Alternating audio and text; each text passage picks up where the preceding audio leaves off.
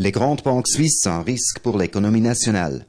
L'UDC exige avec insistance que le risque économique que représentent les grandes banques pour la Suisse soit réduit. Là, on parle de l'UBS et du Crédit Suisse uniquement.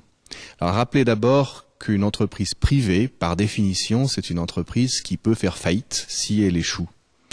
À partir du moment où on a décidé que les grandes banques comme l'UBS et le Crédit Suisse ne peuvent pas faire faillite et que l'État est responsable de les maintenir en vie malgré qu'elles aient échoué, on est sorti du cadre de l'économie privée.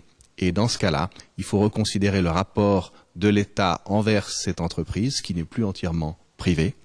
Il faut la traiter un peu comme les banques cantonales sont traitées par les cantons qui leur fournissent une garantie, c'est-à-dire ces cantons ont un siège au conseil d'administration, ils ont un droit de regard et de contrôle, et puis ils ont aussi un mot à dire sur la grille des salaires. On ne peut pas dire à la fois que l'on donne des bonus à la haute direction parce que ces gens prennent des risques et en même temps faire porter le risque en question non pas par les top managers mais par le contribuable.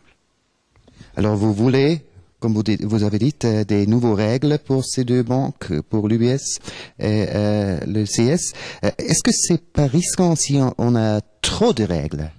C'est sûrement risqué d'avoir trop de règles. La Suisse étouffe sous trop de législation. Maintenant, il faut voir aussi que le risque premier dans ce cas-là, c'est celui de l'argent des Suisses qui est engagé et qui est mis à risque dans cette opération-là.